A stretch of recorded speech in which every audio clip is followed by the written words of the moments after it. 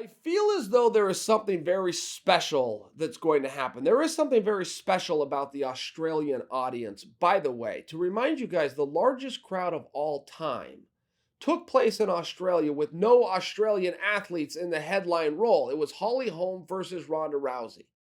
And while it did not break any gate records, tickets were at a bargain price, they still brought in 40,000 people, which is a remarkable amount of people. Now, in this situation, Whittaker is on the card.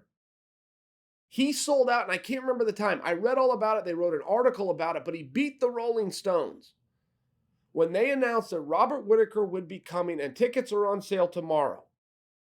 They sold out in, I believe, if I'm wrong here, I'm really close. I believe it was 14 minutes. All the seats were gone, which beat the Rolling Stones by like 6 minutes, setting the new all-time record for this venue. Pretty incredible thing.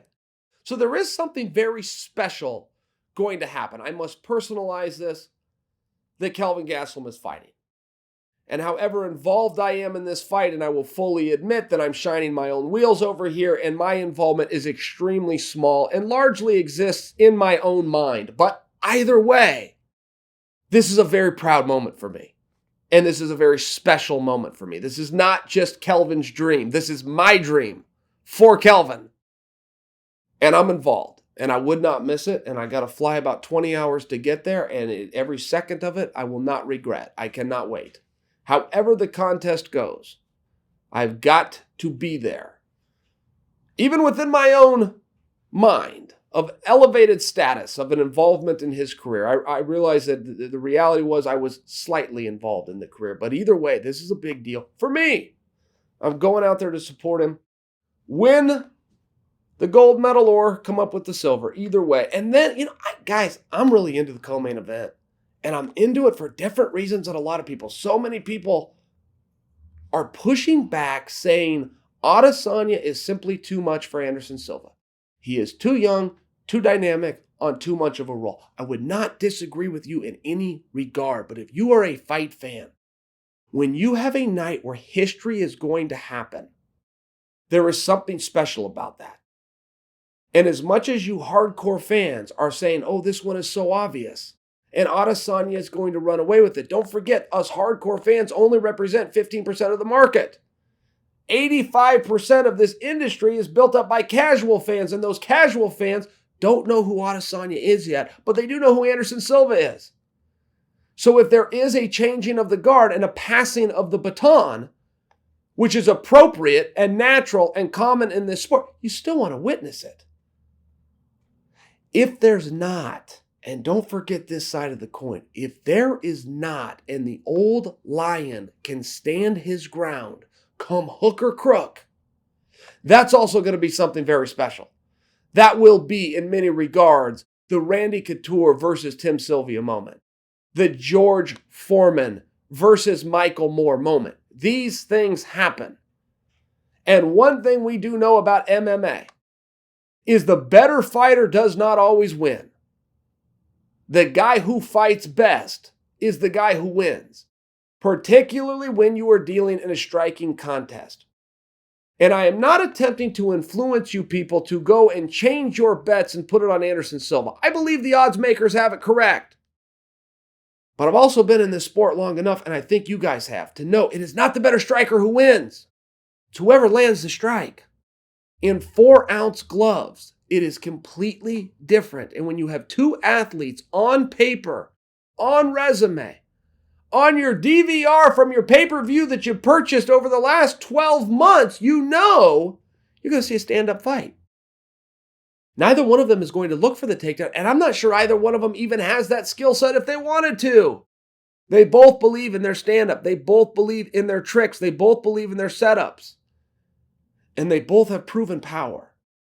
And when you come down to these contests, if you want to talk about Adesanya being the more polished version of a older veteran of Anderson Silva, if you want to do that, go right ahead. But you don't have to look back any further than 1 week ago when Ryan Bader fought Fedor Emelianenko and landed one punch. It's not about who is the better or the more accomplished or the more experienced fighter. When you're dealing with 4-ounce gloves, you don't have to look back any further than 1 week ago when Aaron Pico got knocked out. You don't have to look back any further than 12 months ago when Stipe Miocic got knocked out in a fight that he was controlling. But he took 1 punch in a 4-ounce glove. And that will hit the snooze button. And that will shut you off for the night. And when 2 guys are coming out and agreeing openly and sincerely that we are going to stand out there and only kickbox, maybe call it Muay Thai if you want to get specific, because they will be looking for elbows and knees. Guys, anything can happen to the highest of levels. You will often hear in this sport about a puncher's chance. Nobody can ever give you an out. Nobody has any balls in this sport to say this is a mismatch and who's going to win. They will say this is a mismatch and who's going to win, and then they will hedge their statement by saying, he's got a puncher's chance. It's a great talking point. It's a standout. It's also very lazy and needs to go away. Because probability-wise, based on the numbers of the puncher's chance that we have seen over the last 20 years, you're only going to find 5 or 6 or 7 examples out of 5 or 6 or 700 contests.